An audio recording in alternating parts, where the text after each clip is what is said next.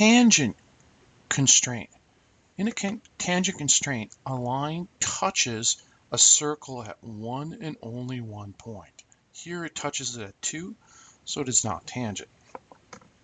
To make the line tangent to the circle, we're going to go up and select the tangent coincidence in the ribbon.